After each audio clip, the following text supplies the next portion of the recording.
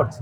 একটি হচ্ছে যে ইতিমধ্যে জেলা প্রশাসক থেকে তাদেরকে প্রতিটি পরিবারকে 25,000 টাকা করে দেওয়া হয়েছে, আর রেল থেকে যারা মারা গিয়েছে তাদেরকে 1 লাখ টাকা করে ক্ষতিপূরণ দেওয়া হবে। আমাদের দুই রকম সিদ্ধান্ত হয়েছে, দুইটি উপায়ে।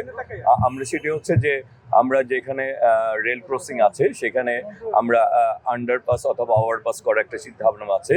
আরেকটা হচ্ছে যে অটোমেটিক আমরা যে ব্যারিয়ারগুলি রয়েছে সেগুলিকে অটোমেটিক সিস্টেম করা, রেল আসলে সাথে সাথে যেগুলি যাতে চলে আসে সেখানে আমাদের গার্ডও থাকবে, প্লাস অটোমেটিক সিস্টেম থাকবে যাতে রেল ক্রসিং এর কাছাকাছি রেল আসার সাথে সাথে ওগুলি অটোমেটিক ভাবে যাতে বন্ধ। এই ব্যাপারে প্রাইম মিনিস্টার ইতিমধ্যে সিদ্ধান্ত দিয়েছেন রেল কর্তৃপক্ষকে।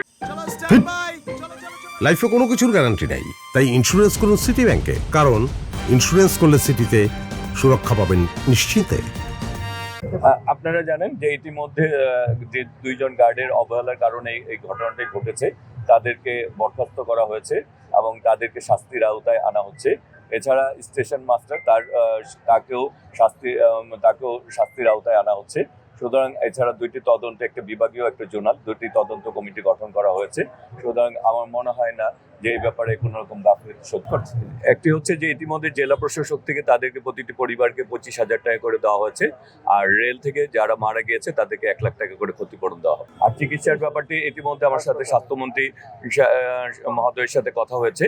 তিনি তাদের চিকিৎসার ব্যাপারে সার্বক্ষণিক খোঁজখবর নিচ্ছেন এবং একজনকে যদি ঢাকায়, মানে যাদেরকে ঢাকায় নেওয়া দরকার হয় সেটি আমরা সে ব্যাপারে পদক্ষেপ গ্রহণ করছি।